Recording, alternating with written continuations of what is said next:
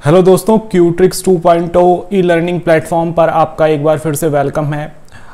हमने अपने इस वीडियो लेक्चर सीरीज़ में भारतीय संविधान और पॉलिटी के अंतर्गत आने वाले कई सारे टॉपिक्स कवर किए हैं, जिसमें कि हमने संविधान जो कि कई भागों में विभाजित है, तो उसमें से जो महत्वपूर्ण पार्ट्स हैं उसको हम कवर कर रहे हैं। और इसी क्रम में हमने नागरिकता की बात की जाए या मूल अधिकारों की बात की जाए या इसके अलावा नीति निर्देशक तत्वों और मूल कर्तव्यों वाला जो पोर्शन था वो सारा पोर्शन हमने कंप्लीट कर लिया है।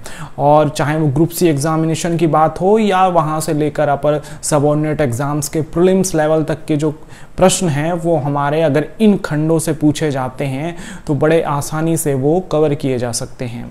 इसके अलावा हमने अपने इस वीडियो लेक्चर सीरीज़ में उत्तराखंड के इतिहास और उत्तराखंड के भूगोल के अंतर्गत आने वाले विभिन्न टॉपिक्स को कवर किया है। तो अब हम अपने इसी कॉन्स्टिट्यूशन और पॉलिटी वाले सेगमेंट को आगे बढ़ाते हैं। और आज जो हमारा टॉपिक होगा वैसे अगर हम इसको देखें तो हमारे पास 3 बड़े टॉपिक अब कवर होंगे, जिसके अंतर्गत हम भारतीय संसद, राज्यों के जो विधानमंडल हैं या जहां पर विधानसभाएं खाली हैं, इसको कवर करेंगे। और इसके साथ साथ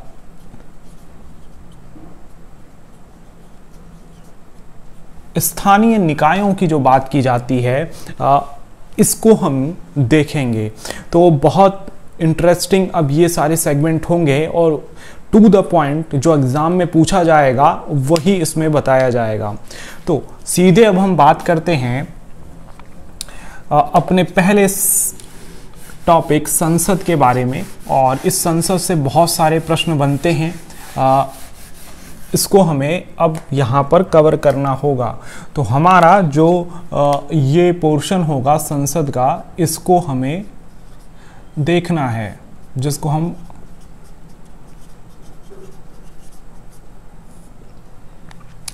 पार्लियामेंट कहते हैं।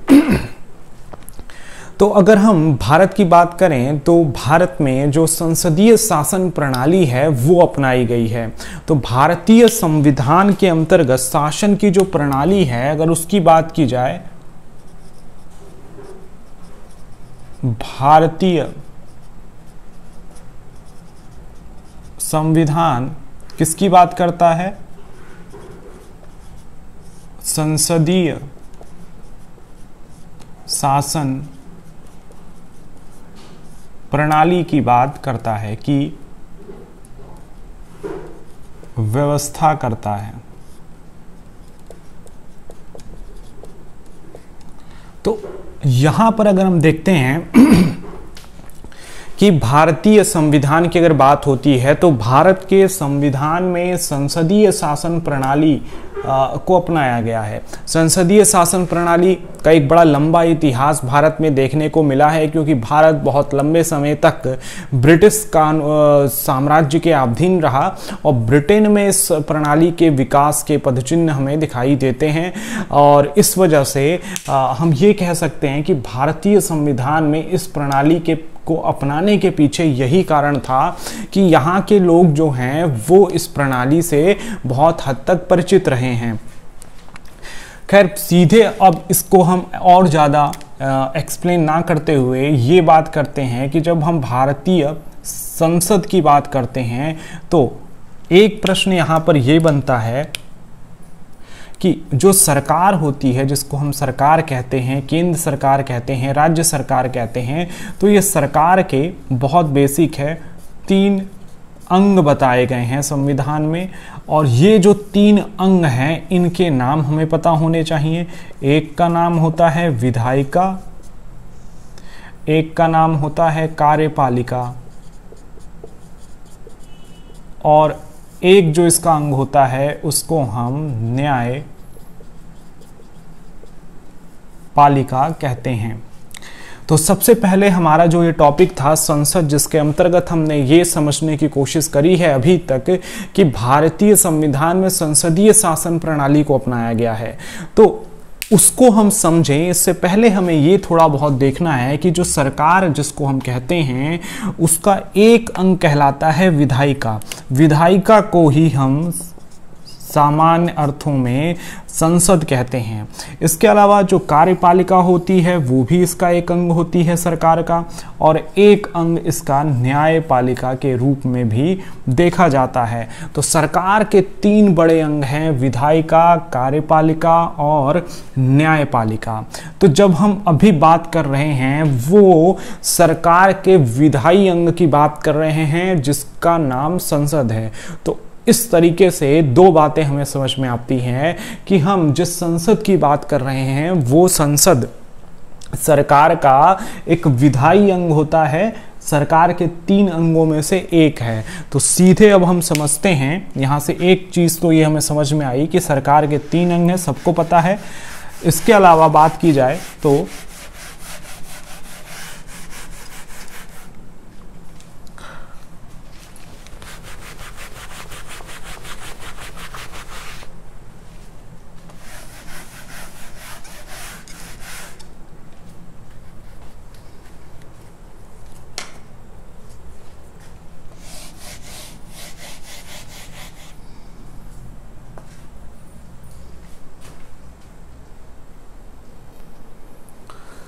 तो एक प्रश्न इसमें यह बन जाता है कि जिसको हम संसद कहते हैं, संसद अगर सीधे इसी टॉपिक को देखें तो ये संसदीय शासन प्रणाली है भारत में, ये पता होना चाहिए। तो उससे पहले हमें ये देखना होगा कि संसद के अगर भाग की बात करें, या इससे पहले हम ये समझ लें कि संसद जो होती है वो सरकार का विधायी अंग होती है। सरकार का विधायी अंग होने का तात्पर्य क्या है? सरकार का विधायी अंग, क्योंकि सरकार के 3 अंग हमने देखे हैं, उसमें से एक विधायी अंग जो है उसको संसद कहा जाता है। विधायी अंग होने का तात्पर्य है कि कानून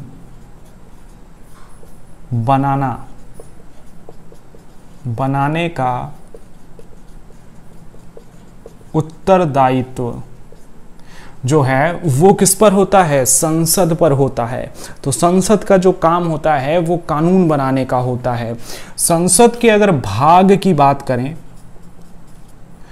तो हमारी संसद के जो हैं बहुत कंफ्यूजन रहता है कि कोई पूछता है कि संसद के कितने भाग हैं, तो लोग एक लोकसभा और राज्यसभा 2 सदन की बात कर देते हैं और कहते हैं कि संसद के 2 भाग होते हैं। लेकिन भारतीय संसद जो है वो 3 भागों से मिलकर बनी है। सबसे ऊपर होते हैं राष्ट्रपति, यानी कि राष्ट्रपति भी संसद के ही भाग हैं, और एक होता है लोकसभा और एक है राज्यसभा।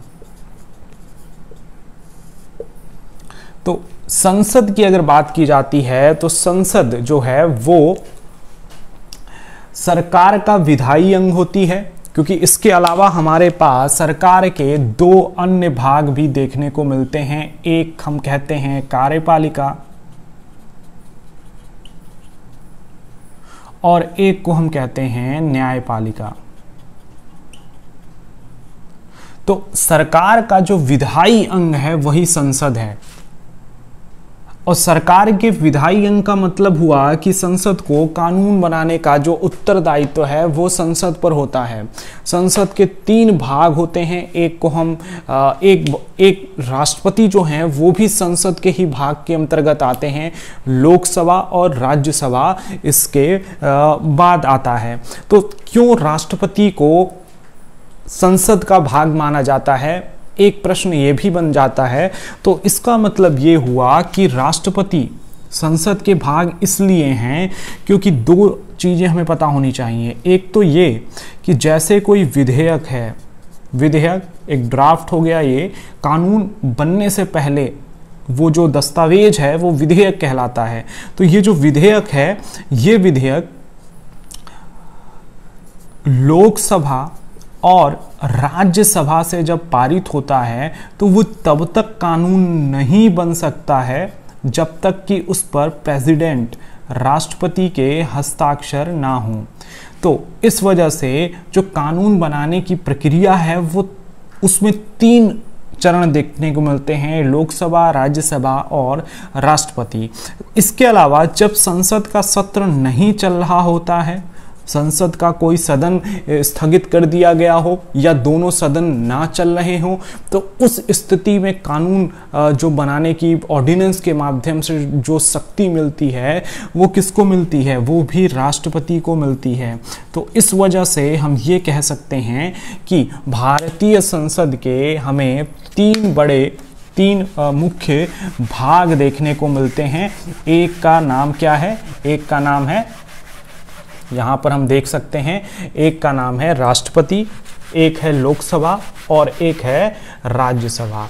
ये हमारे पास 3 अंग इसके पूछे जाते हैं, कई पेपर्स में ये पूछे गए हैं। तो इस तरीके से हम समझ पा रहे हैं कि भारतीय संसद के जो 3 अंग हैं वो क्या हैं। तो यहां पर हमें ये समझना है कि 1954 तक ये जो लोकसभा है इसको जनता का सदन कहा जाता था और जो ये राज्यसभा है इसको केंद्रीय विधान इसको कहा जाता था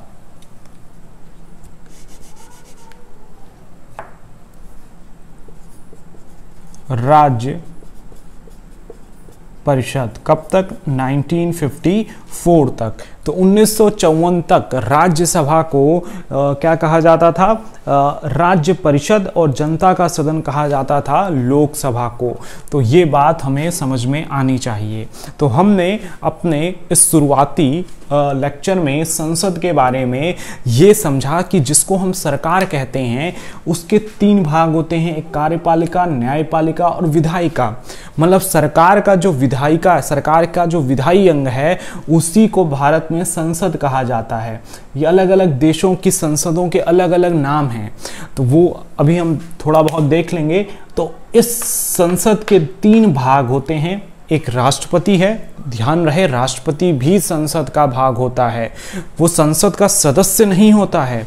यहाँ पर हम देख लें कि वो संसद का निर्वाचित सदस्य नहीं माना जाएगा, लेकिन वो संसद का एक भाग होता है और संसद के ही भाग होने के नाते वो संसद को संबोधित करता है और संसद का संबोधन होता है। इस तरह की चीज़ें हम आगे पढ़ेंगे। तो यहाँ तक हमने ये बात समझी है कि संसद जिसको कहते हैं। यहाँ से हमारे 2 प्रश्न हमारे तैयार होते हैं। इसके बाद हम ये देखते हैं कि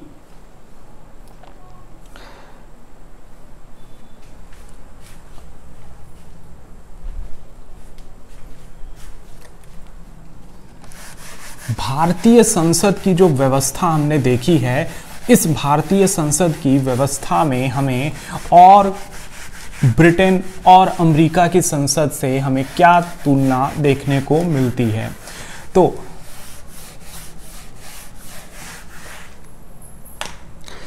यहां अगर हम देखें तो हमने ये जो संसद वाला टॉपिक है इसके अंतर्गत अब जो दूसरा पॉइंट हमें देखना है वो ये है कि अगर हम ब्रिटेन की संसद की बात करें, यहां पर भारत की संसद की बात करें और फिर अमेरिकी संसद की बात करें, तो इसमें मूलभूत अंतर क्या दिखाई देता है। तो चूंकि यहां पर हम देखेंगे कि भारत का और ब्रिटेन की जो शासन प्रणाली है, अगर हम शासन प्रणाली की बात करें तो यहां और यहां पर शासन प्रणाली कैसी है? दोनों जगह जो शासन प्रणाली है वो संसदीय शासन प्रणाली है। ये याद रहना चाहिए, भारत में भी कैसी शासन प्रणाली है? संसदीय शासन प्रणाली है। तो शासन प्रणाली चाहे ब्रिटेन की हो, भारत की हो, दोनों जगह संसदीय शासन प्रणाली है। थोड़ा बहुत अंतर यहाँ पर रहता है क्योंकि ब्रिटेन में अलिखित संविधान है, भारत में लिखित संविधान है। इस ब्रिटेन की संसद के भी 3 भाग हमें देखने को मिलते हैं। ब्रिटेन की संसद के जो 3 भाग हैं वो क्या हैं? सबसे ऊपर तो वहाँ के महारानी है, क्राउन है।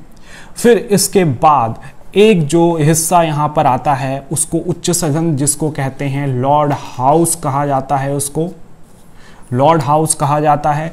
और एक जो सदन आता है ब्रिटेन की संसद का, जो निचला सदन जिसको कहा जाता है हाउस ऑफ कॉमन्स उसको कहते हैं। तो इसको कहा जाता है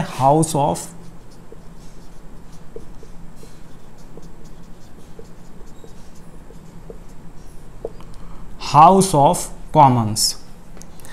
तो ये तो ब्रिटेन की संसद के भी 3 भाग दिख रहे हैं। लॉर्ड का हाउस हो गया और हाउस ऑफ कॉमन जो चुन के आते हैं आम जनता से। चूंकि भारत की जो स्थिति है, अभी हमने देखा है कि भारत के संविधान के अंतर्गत संसद के भी 3 भाग हैं। एक हिस्सा जो है वो है राष्ट्रपति का, राष्ट्रपति भी उसी संसद के भाग हैं, जैसे कि क्राउन है वहां पर। दूसरा यहाँ पर राज्यसभा है, ये राज्यसभा थोड़ी बहुत समानता लॉर्ड के हाउस से हो सकती है। और तीसरा यहाँ पर लोकसभा है, जैसे हाउस ऑफ कॉमन्स है। तो ये दोनों हैं। वैसे तो बहुत अंतर है। यहाँ पर हम देखेंगे शैडो कैबिनेट भी देखने को मिलती है ब्रिटेन में, भारत में ऐसा नहीं है। विपक्षी दल का जो नेता होता है वो एक तरीके से अगर बहुमत सत्ता पक्ष साबित नहीं कर पाता है तो विपक्षी दल के नेता को प्रधानमंत्री मान लिया जाता है। ऐसा जो है वहाँ पर ये व्यवस्था है। इसके अलावा शैडो कैबिनेट का भी वहाँ पर रूप देखने को मिलता है।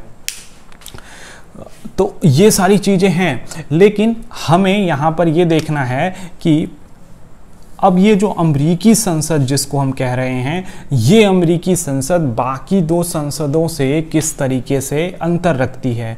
तो चूंकि अमेरिका में क्या है, अध्यक्षीय प्रणाली है, राष्ट्रपति वहाँ के हेड होते हैं।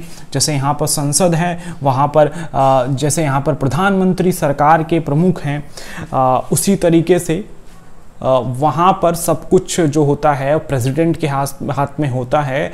और दूसरी चीज़ ये है कि जो वहाँ की कैबिनेट होती है, वहाँ के जो मिनिस्टर्स होते हैं, अध्यक्षीय प्रणाली होने के कारण वो विधायिका के भाग नहीं होते हैं।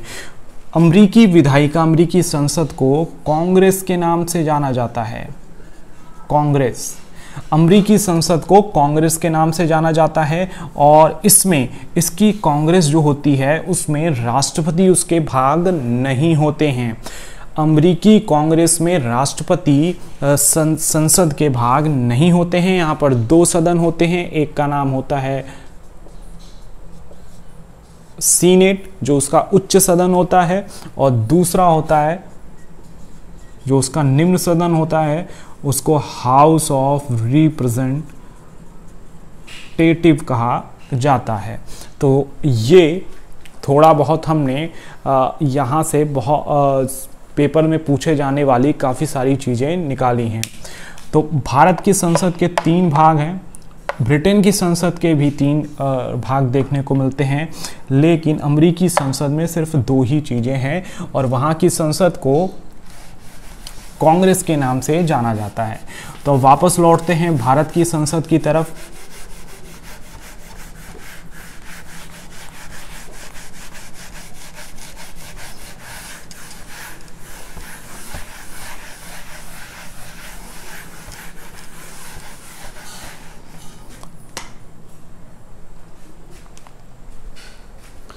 तो अगर हम भारत की संसद की बात करें तो इस संसद के बारे में हमें जो हमने 3 चीज़ें पढ़ी हैं भारत की संसद की, तो उसमें हमें इतना देखना है कि जब हम संसद की बात करते हैं, पार्लियामेंट की बात करते हैं, तो इसका उल्लेख अनुच्छेद नंबर 79 में देखने को मिलता है। और जो इसके 3 भाग हैं, एक है राष्ट्रपति और एक है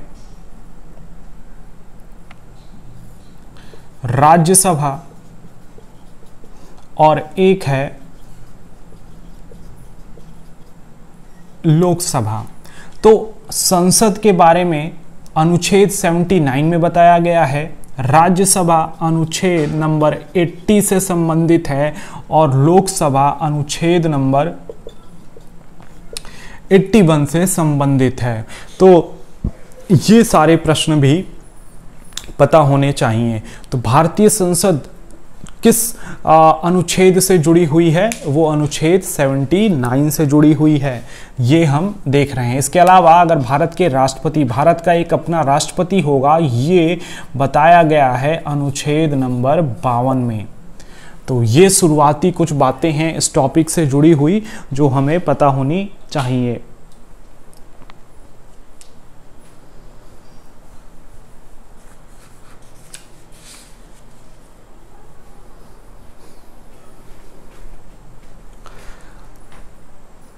अब हम बारी बारी से दोनों सदनों को देखते हैं।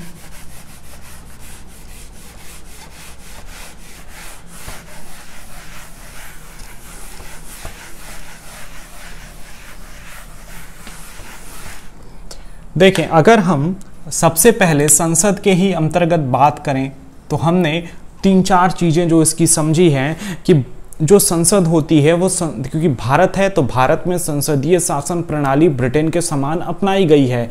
2 तरह की प्रणालियां विश्व में देखी जाती हैं मुख्यतः, एक है संसदीय शासन प्रणाली और एक है अध्यक्षीय शासन प्रणाली। जो संसदीय शासन प्रणाली का उदाहरण है वो ब्रिटेन, भारत जैसे देशों में देखने को मिलता है। दूसरी तरफ अध्यक्षीय शासन प्रणाली का सबसे बेहतरीन उदाहरण अमेरिका में देखने को मिलता है। अमेरिकी संसद जो होती है, जिसको हम क्या कहते हैं, कांग्रेस कहते हैं, उस संसद का भाग राष्ट्रपति नहीं होते हैं, जबकि भारत और ब्रिटेन में संसद के भाग के रूप में राष्ट्रपति को भी गिना जाता है। तो भारत की संसद के 3 भाग हो जाते हैं, राष्ट्रपति, राज्यसभा और निचला सदन जो होता है वो लोकसभा होता है।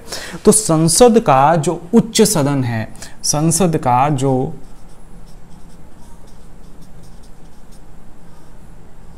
उच्च सदन है उसको हम पढ़ेंगे, जिसका नाम है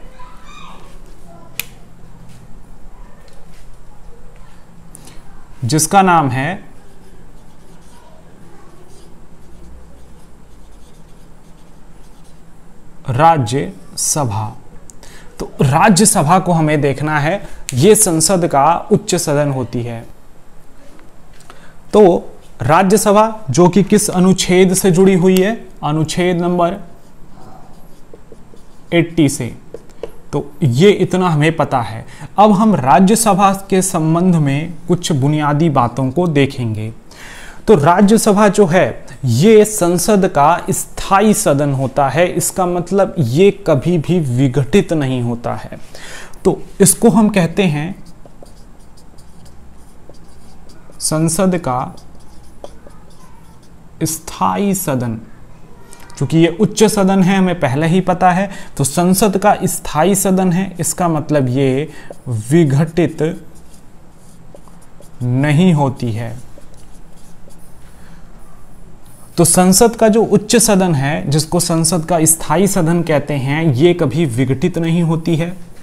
दूसरी चीज इसमें ये देखनी है कि राज्यसभा के जो सदस्य होते हैं वो प्रति 2 वर्ष में 1/3 सदस्य क्या होते हैं, उनका कार्यकाल पूर्ण हो जाता है। तो राज्यसभा के जो सदस्य होते हैं उनका प्रति 2 वर्ष में 1/3 सदस्यों का जो कार्यकाल होता है वो पूरा हो जाता है। तो ये 2 बात हमें पता चली। लेकिन इसके साथ साथ एक चीज और हमें जाननी चाहिए कि जो संविधान है वो कहीं पर भी लोकसभा के सदस्यों के कार्यकाल को नहीं निर्धारित करता है, कि राज्यसभा के कार्यकाल को नहीं निर्धारित करता है। यहाँ लोकसभा की नहीं बात हो रही है, राज्यसभा की। तो राज्यसभा का जो कार्यकाल है वो संविधान द्वारा निर्धारित नहीं हुआ है, वो निर्धारित हुआ है, अगर हम राज्यसभा के कार्यकाल की बात करें तो राज्यसभा का जो कार्यकाल होता है, किसी सदस्य का राज्यसभा में कार्यकाल जो होता है, सदस्य का जो कार्यकाल होता है वो जन प्रतिनिधित्व अधिनियम 1951, जन प्रतिनिधित्व अधिनियम 1951 में बताया गया है और वो है 6 वर्ष। ठीक, तो ये कार्यकाल हमारा जो है संविधान में नहीं दिया गया था।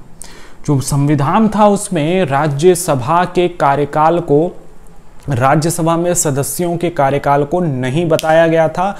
ये पता चलता है जन प्रतिनिधित्व अधिनियम 1951 के अंतर्गत, जिसमें राज्यसभा का जो कार्यकाल है वो 6 वर्ष बताया गया है, लेकिन प्रति 2 वर्ष में 1/3 सदस्य अपने पद से इस्तीफा दे देते हैं, अपने पद को पूर्ण, उनका कार्यकाल पूरा हो जाता है। तो इस तरह की बातें राज्यसभा के अंतर्गत कही गई हैं। तो ये चीज़ें हमें समझ में आती हैं।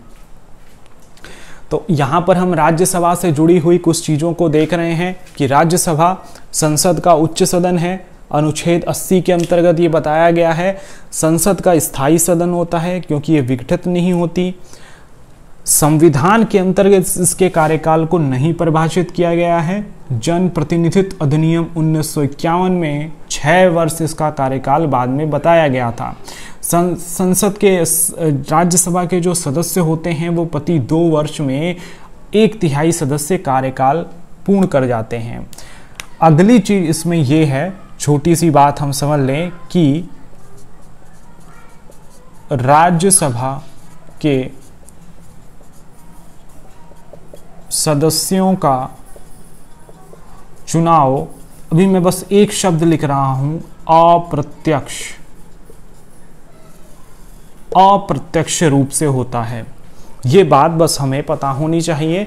अब ये चुनाव की प्रक्रियाएं क्या हैं, क्या नाम है, उनकी जो जटिलता है अभी थोड़े देर बाद हम उसको समझेंगे। तो यहां तक हमने चीजों को समझा राज्यसभा से जुड़ा हुआ। अब हम राज्यसभा के जो सदस्यों की पूरी राज्यसभा की संरचना है उसको थोड़ा देखते हैं। तो राज्यसभा जो होती है, राज्यसभा की अगर बात की जाए तो राज्यसभा के जो संरचना है वो हमें समझनी है। तो राज्यसभा की जो संरचना है उसको अगर हम देखेंगे तो राज्यसभा जो है, संविधान में राज्यसभा से संबंधित जो बातें बताई गई हैं, जो व्यवस्था है कि राज्यसभा में अधिकतम 252 सीटें प्रोवाइड कराई गई हैं। ये 252 सीटें जो हैं, इसमें से हमारे पास जो सीटें हैं उसमें से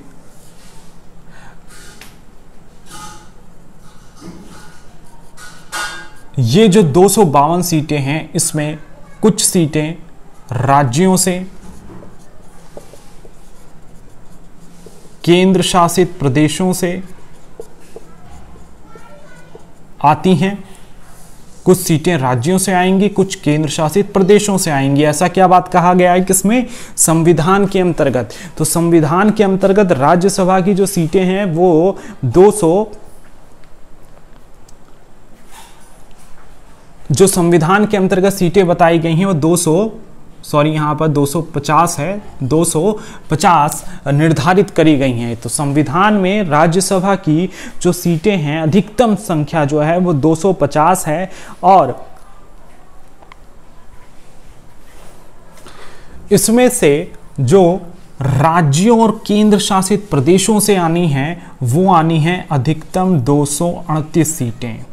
तो 238 सीटें आनी हैं राज्यों से और केंद्र शासित प्रदेशों से। इसके साथ साथ 12 सीटें जो हैं वो आएंगी, उनका राष्ट्रपति के द्वारा मनोनयन किया जाएगा। तो ये एक ट्री है जो हमें समझनी है कि भारतीय संविधान में राज्यसभा की, भारतीय संविधान में जो राज्यसभा की अधिकतम सीट बताई गई है, भारतीय संविधान में जो राज्यसभा की अधिकतम सीट बताई गई है वो 250 बताई गई है। 250 में से 238 जो सदस्य होंगे वो राज्यों और केंद्र शासित प्रदेशों से आएंगे और बाकी जो 12 सदस्य बचते हैं उनका मनोनयन किया जाएगा राष्ट्रपति के द्वारा, और राष्ट्रपति इन जो 12 सदस्यों का मनोनयन करेंगे वो होंगे साहित्य हो गया, इसके अलावा समाज सेवा के क्षेत्र से, इसके अलावा कला के क्षेत्र से इत्यादि, ये जो क्षेत्र हैं इन क्षेत्रों से जो अनुभवी लोग हैं, जो श्रेष्ठ लोग हैं, उनका एक तरीके से राष्ट्रपति के द्वारा मनोनयन किया जाएगा। तो ये तो संविधान के अंतर्गत अधिकतम सदस्यों की एक व्यवस्था की गई है, ठीक है। ये यहाँ पर बताया गया है राज्यसभा के सदस्यों की संरचना, राज्यसभा की संरचना के रूप में। अब वर्तमान में क्या स्थिति है उसको हम देखते हैं। तो वर्तमान में राज्यसभा की 250 सीटें नहीं भरी गई हैं। राज्यसभा की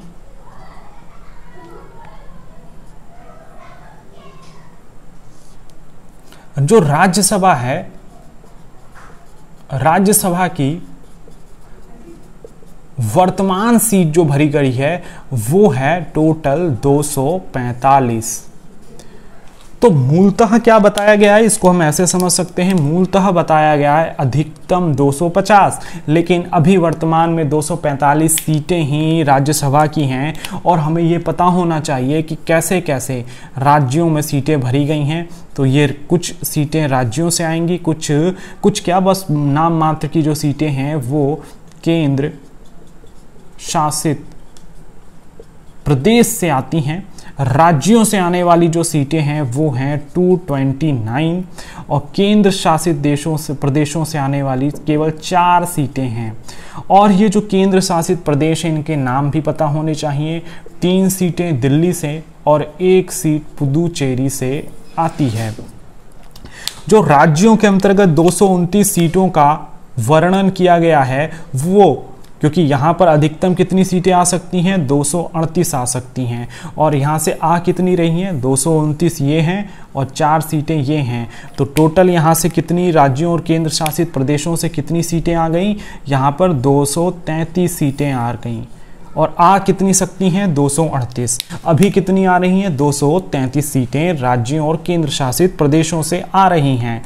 राज्यसभा का यहाँ पर पता होना चाहिए, जो अनुसूची नंबर 4 है, शेड्यूल 4 है, वो ये बात कहता है कि राज्यसभा की सीटें, राज्यों में जो राज्यसभा की सीटों का आवंटन है वो किस राज्य में कितना है, ये किस में बताया गया है, अनुसूची नंबर 4 में। उत्तराखंड में राज्यसभा की 3 सीटें हैं और लोकसभा की 5 सीटें हैं। तो ये बात हमें समझ में आनी चाहिए। इसके अलावा 12 जो कैंडिडेट्स होंगे उनका जो मनोनयन है वो राष्ट्रपति के द्वारा किया जाएगा।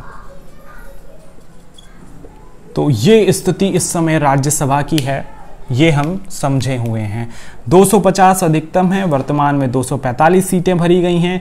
238 राज्यों और केंद्र शासित प्रदेशों से अधिकतम आ सकते हैं, वर्तमान में राज्यों से 229 और 4 सीटें केंद्र शासित प्रदेशों की हैं। तो टोटल 233 सीट ही भरी हैं और 12 जो हैं राष्ट्रपति के द्वारा मनोनीत हो सकते हैं। ये सारी बातें जो हैं वो राज्यसभा से संबंधित हैं।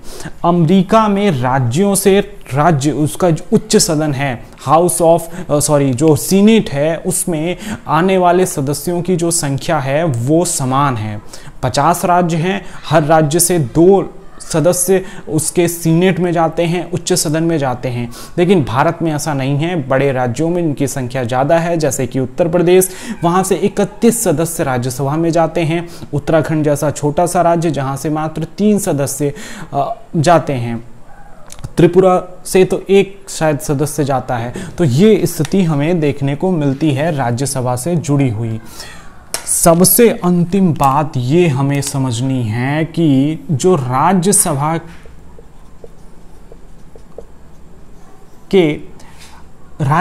के भीतर जो कार्यवाहियां चलती हैं, उसके जो सभापति होते हैं, जो चेयर, जो सभा का एक अध्यक्षता करते हैं, उनको कहा जाता है राज्यसभा का सभापति। राज्यसभा का सभापति कहा जाता है, और ये होते हैं भारत के उपराष्ट्रपति। बहुत बार पूछा गया है कि राज्यसभा के जो सभापति होते हैं वो कौन होते हैं, तो वो भारत के उपराष्ट्रपति होते हैं। तो भारत का जो उपराष्ट्रपति है वो ना केवल उपराष्ट्रपति है, बल्कि वो संसद के उच्च सदन लोकसभा का अध्यक्ष भी होता है, सभापति भी होता है। अध्यक्ष नहीं कहते उसको, सभापति कहते हैं, चेयरपर्सन जो होते हैं वो।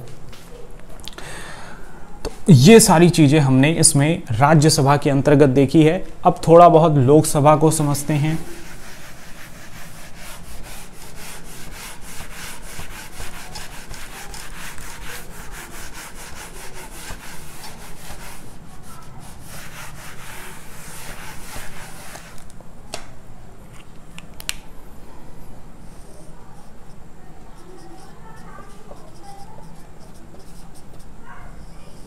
तो जो ये लोकसभा है, ये भारतीय संविधान के अनुच्छेद नंबर 81 के अंतर्गत बतलाई गई है। इससे जुड़े हुए कुछ महत्वपूर्ण पॉइंट्स हैं, वो हम देखते हैं। तो लोकसभा जो होती है वो अस्थायी सदन होती है संसद की, क्योंकि ये विघटित की जा सकती है। तो जो लोकसभा होता है, लोकसभा होती है, सदन जो होती है, वो संसद का एक तरह से अस्थायी सदन है, क्योंकि ये विघटित हो सकती है। इसका कार्यकाल 5 वर्ष का होता है, और उससे पहले भी ये विघटित कर दी जा सकती है। इसको सबसे महत्वपूर्ण भारत का जो संसद है उसका निम्न सदन कहा जाता है। तो ये एक तरह से लोअर हाउस कही जाती है। इसको हम देख रहे हैं। इसके अलावा इसके अगर कार्यकाल की बात की जाए तो इस सदन का जो कार्यकाल होता है वो मैक्सिमम 5 वर्ष होता है। ये हमें देखना है। ये हम जानते हैं कि लोकसभा का जो कार्यकाल होता है वो 5 वर्ष होता है। ये छोटी सी बात इसको हमें यहाँ पर समझनी थी। इसके अलावा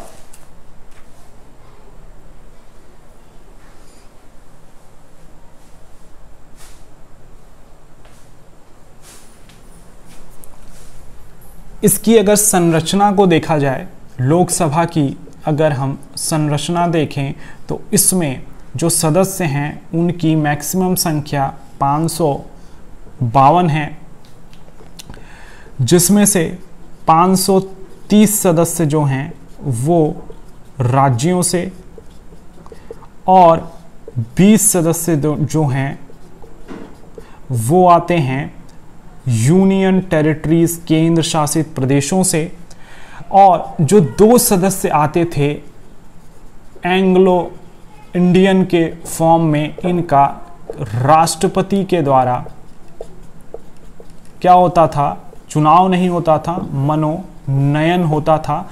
एंग्लो इंडियन के लोगों का जो प्रतिनिधित्व हो वो हो जाए। क्योंकि अब कुछ वर्षों से ये सीटें हमेशा या तो एक ही व्यक्ति को मिलती रहीं या ये खाली रहीं, तो अब इसको ये कानून बनाया गया है कि अब ये सीट समाप्त हो जाएगी और अब एंग्लो इंडियन के रूप में मनोनयन नहीं होगा। तो खैर अभी व्यवस्था 530 और 20 की थी। ये चीज हमें इसमें देखने को मिल रही है।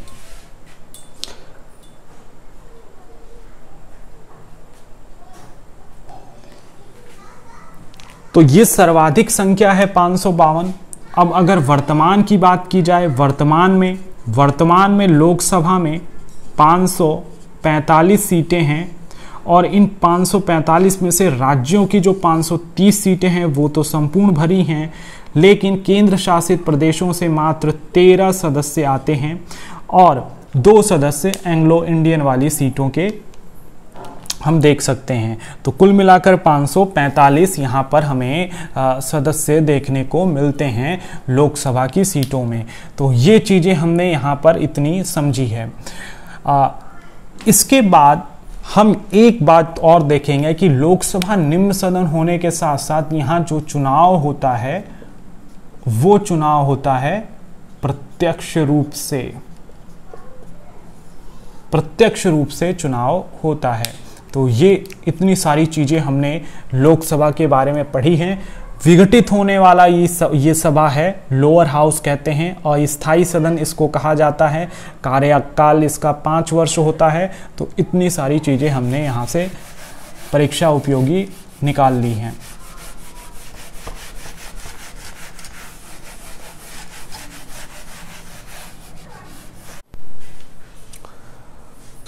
तो इसके बाद अब हम देखते हैं कि जो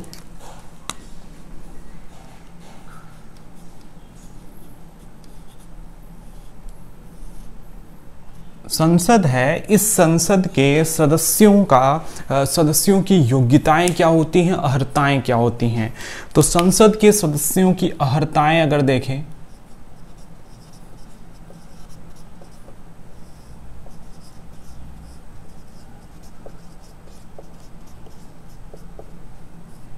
तो इन अहर्ताओं का जो निर्धारण है वो एक तो संविधान में भी उल्लेखित है और दूसरा ये जन प्रतिनिधित्व अधिनियम 1951 के भी अंतर्गत बताया गया है। इसके आधार पर जो अहर्ताएं हैं वो ये हैं कि वो व्यक्ति भारत का नागरिक होना चाहिए। तो जिसको संसद का सदस्य बनना है उसको भारत का नागरिक होना चाहिए। दूसरा इसमें बात है कि अगर वो राज्यसभा की बात की जाए तो उसकी उम्र कम से कम 30 वर्ष, और अगर लोकसभा की बात की जाए तो उसकी उम्र कम से कम 25 वर्ष तक होनी चाहिए। इसके अलावा क्योंकि हम संविधान और जनप्रतिनिधित्व अधिनियम दोनों की बात कर रहे हैं, तो वह व्यक्ति जो भारत का नागरिक है, लोकसभा के लिए जिसकी उम्र 25 वर्ष है और राज्यसभा के लिए जिसकी उम्र 30 वर्ष है, वो संसद का सदस्य बन सकता है, उम्मीदवार हो सकता है, चुनाव लड़ सकता है। इसके अलावा अगर हम लोकसभा की बात करें तो लोकसभा में ये है कि जिस निर्वाचन क्षेत्र से वो उम्मीदवार चुनाव लड़ रहा है उस निर्वाचन क्षेत्र में उसको वहाँ का मतदाता होना चाहिए, वहाँ की मतदाता सूची में उसका नाम होना चाहिए। लेकिन अगर राज्यसभा की बात करें तो इस तरह का कि अगर कोई राज्यसभा का सदस्य बनना चाहता है तो वो उस राज्य के किसी भी निर्वाचन क्षेत्र का सदस्य होना चाहिए। ऐसा पहले प्रावधान था जिसको 2003 में परिवर्तित कर दिया गया और अब यहाँ से ये व्यवस्था है कि कोई भी व्यक्ति किसी भी राज्यसभा की सीट से चुनाव लड़ सकता है और राज्यसभा में जा सकता है अगर वो ये 2 कंडीशंस, वो भारत का नागरिक और दूसरा राज्यसभा के लिए जो 30 वर्ष की सीमा है वो पूरा करता है। तो ये सामान्य सी बात है। इसके अलावा भी कुछ और भी फैक्ट्स होते हैं, लेकिन परीक्षा के दृष्टिकोण से ये हमारे पास इतनी ज़रूरत इसकी यहाँ पर देखी जा सकती है। इसके बाद हम देखते हैं सदस्यों की अहर्ताओं के बाद अगली चीज़ जो हमें देखनी है वो देखनी है कि इन सदस्यों की जो अयोग्यताएं हैं वो क्या हैं। तो अगर हम बात करें, एक तो है निहरताएं, इसको कहा जाता है, यानी कि वह कौन से पॉइंट्स हैं जिनके आधार पर यह निर्धारित होता है कि कोई व्यक्ति जो संसद का सदस्य चुना गया है वो अपने पद पर नहीं रह सकता है। तो इसकी 2 तरह की व्यवस्थाएं हैं। एक है संविधान के विविध अनुच्छेदों के अधीन। दूसरी व्यवस्था है जन प्रतिनिधित्व अधिनियम 1951 के अधीन। और तीसरी व्यवस्था जो है वो है जो 10वीं अनुसूची है दल बदल कानून की, उसके अधीन ये सारी बातें कही गई हैं। तो दल बदल कानून की बात अगर की जाए तो हमने इसको पढ़ रखा है कि भारत के संविधान के जो 10वीं अनुसूची है जो कि 1985 में जोड़ी गई थी, उसमें दल बदल कानून की व्याख्या की गई है।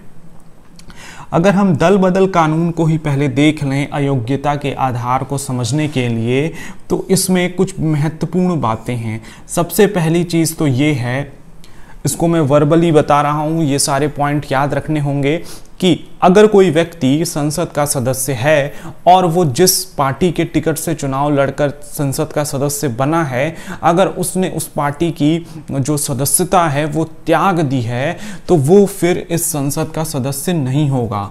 तो पार्टी की सदस्यता त्यागने पर वो संसद का सदस्य नहीं माना जाएगा। ये बात दल बदल कानून में बताई गई है। दूसरी चीज जो बताई गई है वो निर्दलीय सदस्य के लिए बताई गई है, और वो ये बताई गई है कि जो व्यक्ति निर्दलीय चुनाव लड़ा है, बिना किसी पार्टी की सदस्यता को प्राप्त किए चुनाव लड़ा है, अगर वो चुनाव जीतने के बाद किसी राजनीतिक दल की सदस्यता को प्राप्त कर लेता है, तो भी वो अयोग्य ठहराया जाएगा दल बदल कानून के नियमों के अनुसार। तो ये बात भी इसमें लिखी गई है।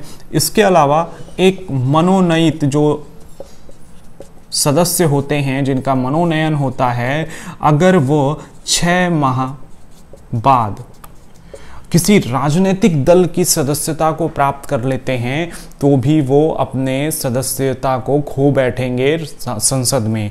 अगर वो 6 माह से पहले सदस्य बनते हैं तो वो किसी तरीके से अयोग्य नहीं ठहराए जाएंगे। दूसरी चीज ये है जो सबसे महत्वपूर्ण है, वो हम देखते हैं कि अगर कोई हमारा दल है जिसके 2/3 सदस्य पार्टी से निकलकर एक अलग पार्टी बना लेते हैं या किसी अन्य पार्टी में शामिल हो जाते हैं, तो ये जो बल्क एक तरह से स्प्लिट हो रहा है, बल्क स्प्लिट जो हो रहा है पार्टी के भीतर, ये दल बदल कानून के तहत अयोग्य नहीं ठहराए जाएंगे ये लोग। तो ये सारी चीज़ें 10th शेड्यूल के अंतर्गत बताई गई है। ये आप इस तरीके से इसको देख सकते हैं, वीडियो को पॉज करके बैकवर्ड करके भी चीज़ों को दोबारा सुन सकते हैं। इनको यहाँ पर इतने डिटेल में लिखना समय के अनुकूल नहीं होगा। तो ये अब मैंने यहाँ पर बताया। तो यहाँ पर हमने निहरताओं से संबंधित, अयोग्यताओं से संबंधित कुछ चीज़ें देखी कि वो संसद का सदस्यों के बारे में संविधान में उल्लेखित है, जन प्रतिनिधित्व अधिनियम के अंतर्गत उल्लेखित है, और 10th शेड्यूल में दल बदल कानून के रूप में घोषित है। दल बदल कानून से जुड़े हुए कुछ प्रावधान मैंने, चाहे वो संसद के सदस्य ऐसे जो किसी पार्टी के भी सदस्य हैं, निर्दलीय हैं, मनोनयित हैं, और बल्क एक तरह से स्प्लिट हो रहा है, तो क्या स्थिति यहाँ पर देखने को मिलती है। अब हम देखते हैं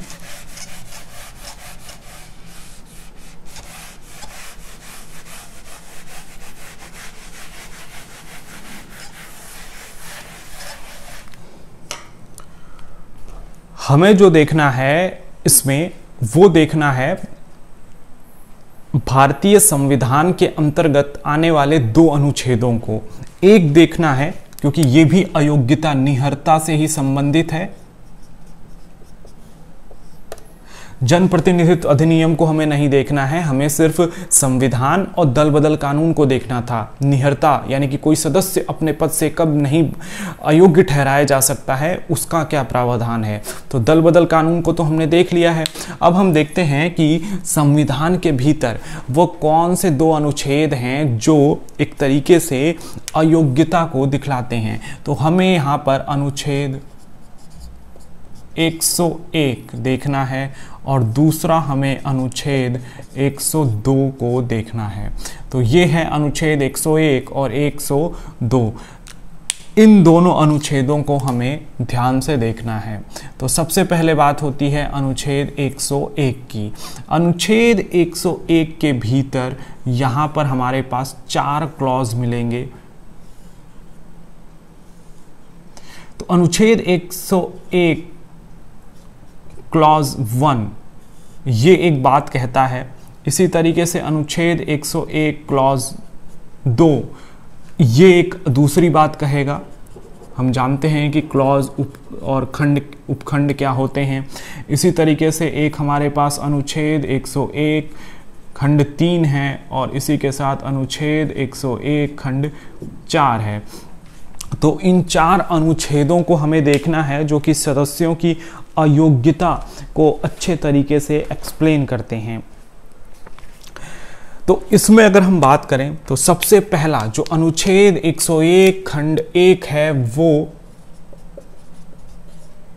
दोहरी सदस्यता को अलाउ नहीं करता है। अगर कोई भी सदस्य एक साथ सदन के दोनों सदनों के अगर सदस्य चुन लिया जाता है, एक साथ संसद की दोनों सदनों का सदस्य चुन लिया जाता है, तो उसे बताना होता है कि वो किसमें कौन सा सदन में सदस्य बना रहना चाहता है। वो दोनों सदनों का सदस्य नहीं हो सकता है।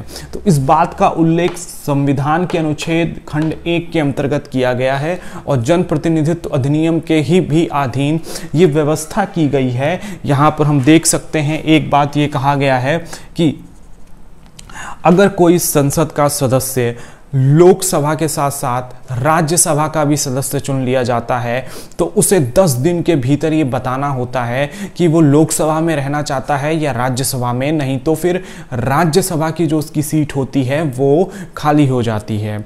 इसी तरीके से ये सारे पॉइंट्स मैं वर्बली बता रहा हूँ, आप लोग इसको ध्यान से सुन सकते हैं कि जब कोई व्यक्ति लोकसभा के साथ साथ राज्यसभा का भी सदस्य चुन लिया जाता है तो 10 दिन के भीतर उसे बताना होता है कि वो राज्यसभा का सदस्य रहना चाहता है या लोकसभा का। नहीं तो 10 दिन के बाद उसकी जो राज्यसभा की सीट होती है वो खाली हो जाती है।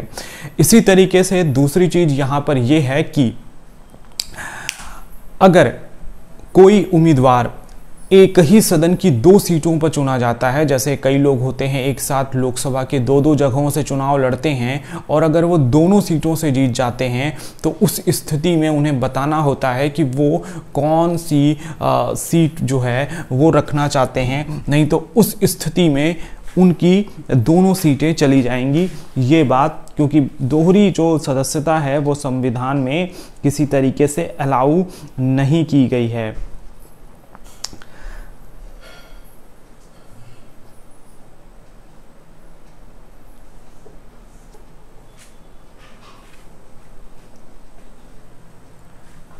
तो ये सारी चीजें दोहरी सदस्यता के रूप में हमें देखने को मिलती है।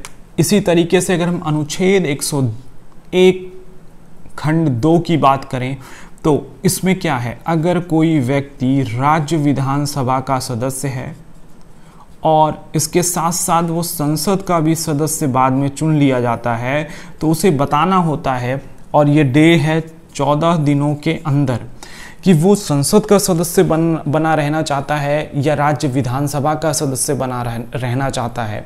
अगर वो इस टाइम पीरियड में नहीं बता पाता है तो फिर उसकी जो राज्य विधानसभा की सीट है वो खाली हो जाती है। तो ये बात कही गई है अनुच्छेद 101 खंड 2 के अंतर्गत।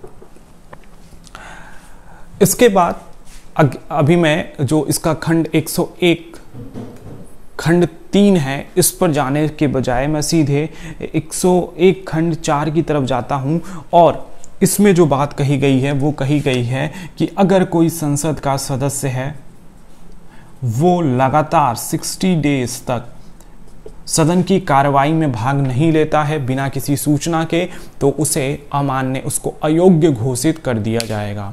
तो ये सब बातें अनुच्छेद 101 और अनुच्छेद 101 के विभिन्न खंडों की तरफ देखने को हमें मिलती है। लेकिन अब हम 101 खंड 3 और अनुच्छेद 102 को मिलाकर देखेंगे।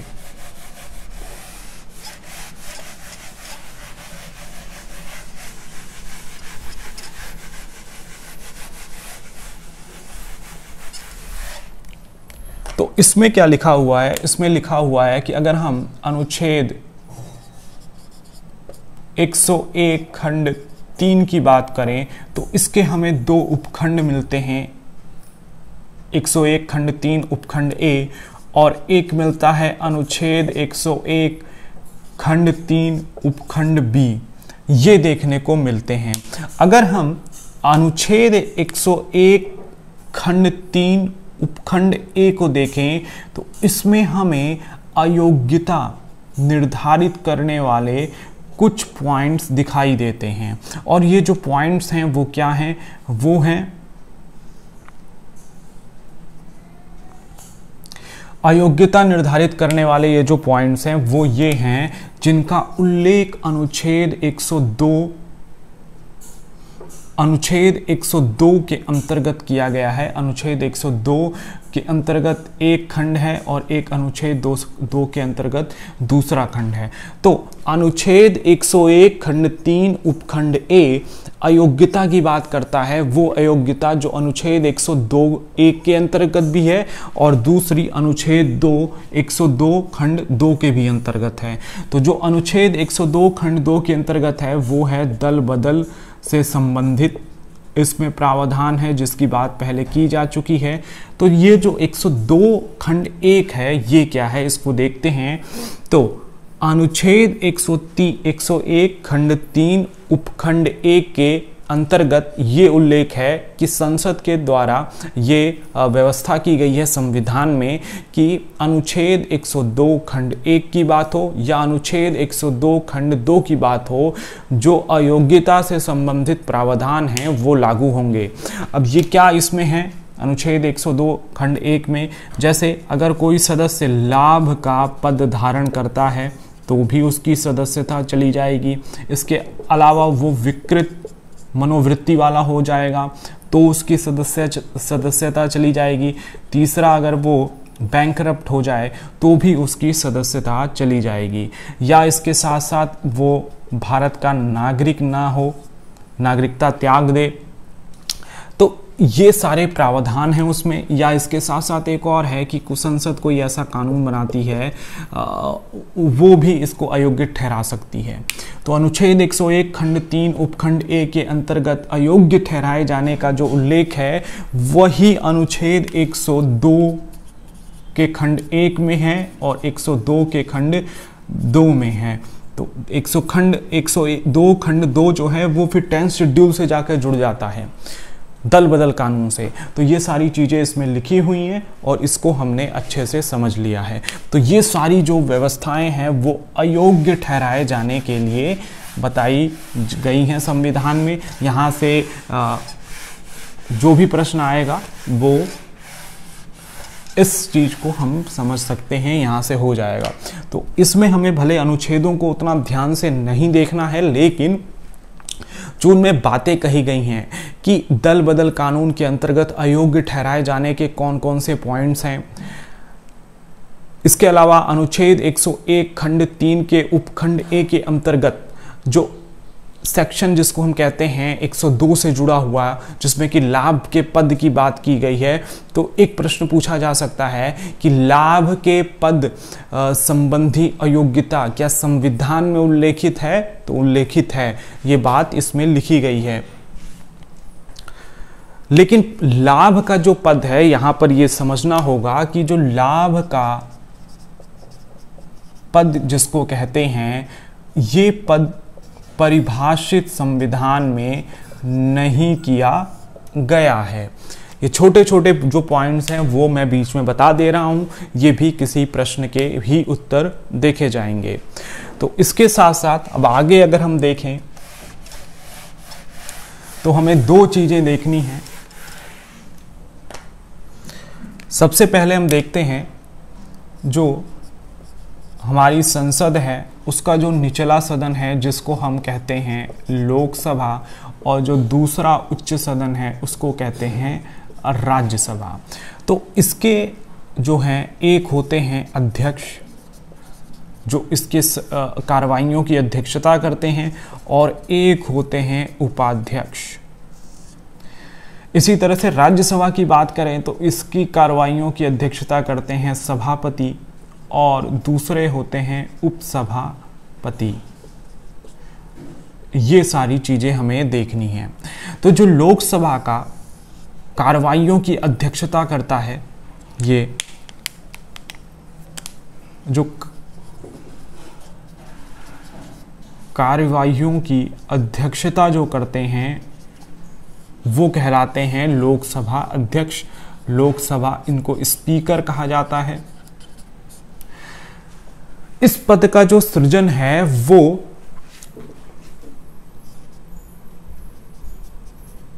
भारत जो 1919 का अधिनियम था, भारत परिषद अधिनियम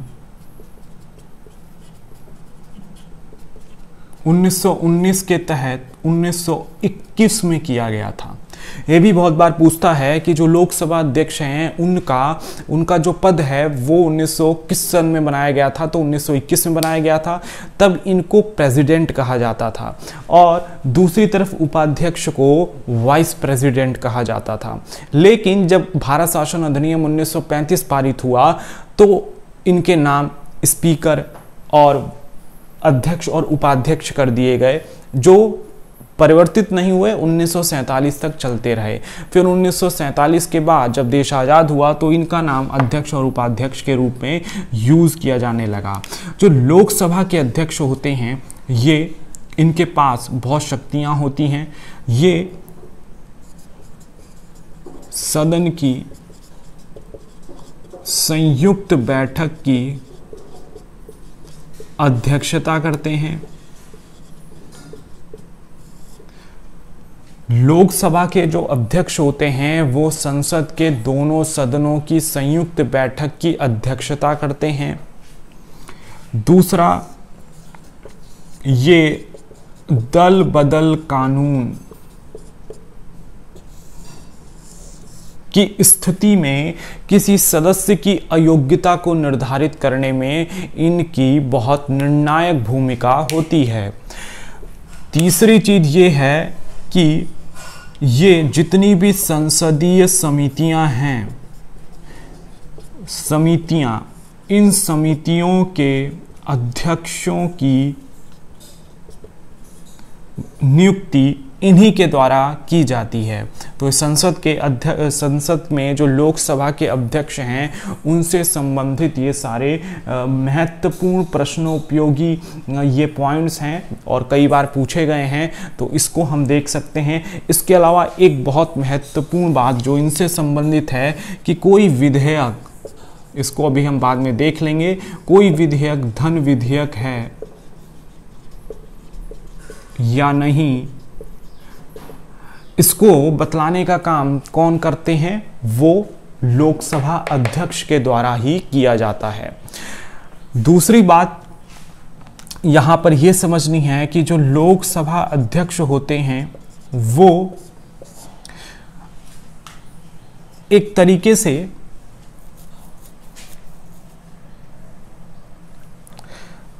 लोकसभा के ही सदस्य होते हैं और लोकसभा के सदस्यों में से ही उनको चुनकर लोकसभा का अध्यक्ष बनाया जाता है।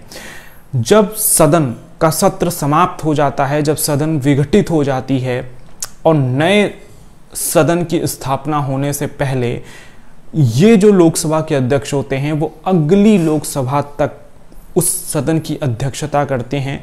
तो मतलब जैसे एक बार चुनाव हुआ और उसकी पहली बैठक हुई, जैसे कि अभी 17वां लोकसभा चुनाव था 2019 में, तो इसमें 16वीं लोकसभा चुनाव के जो अध्यक्ष थे, जो बैठे हुए थे, वो एक तरीके से अगली लोकसभा के तक जो होते हैं वो बने रहते हैं लोकसभा अध्यक्ष। तो ये सारी बातें इसमें थोड़ा सा हमें देखना है। तो लोकसभा के जो स्पीकर होते हैं उनसे संबंधित ये बात है कि लोकसभा का जो अध्यक्ष होता है वो लोकसभा का सदस्य भी होता है। दूसरी चीज ये होती है कि ये अगर पद से त्याग पत्र देना चाहते हैं तो वो अपना इस्तीफा जो है वो किसे देते हैं, वो देते हैं उपाध्यक्ष को। तो लोकसभा अध्यक्ष अपना इस्तीफा लोकसभा उपाध्यक्ष को देता है।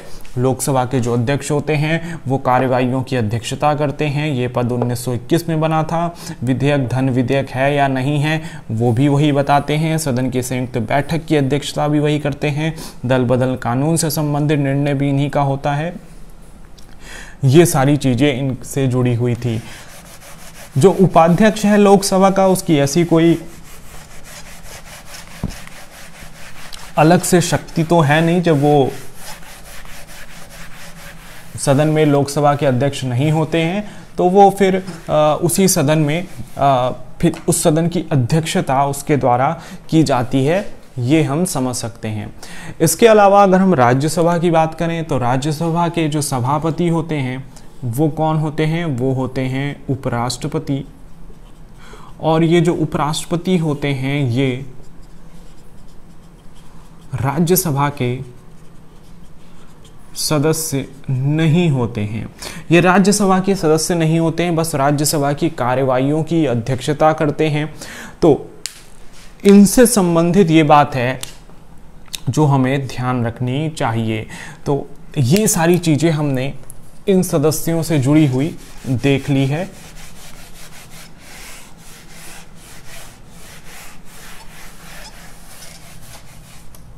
तो संसद के सदस्य, संसद की संरचना, संसद के लोअर हाउस, अपर हाउस और इनके अयोग्य ठहराए जाने की व्यवस्था, थोड़ी बहुत जो पॉइंट्स हैं वो।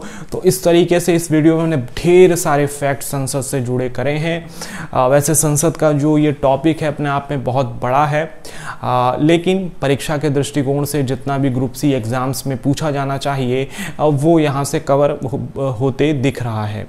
तो इस वीडियो को यहीं पर कंक्लूड किया जाता है। नेक्स्ट वीडियो में फिर मिलते हैं। वीडियो देखने के लिए आप लोगों को बहुत बहुत धन्यवाद।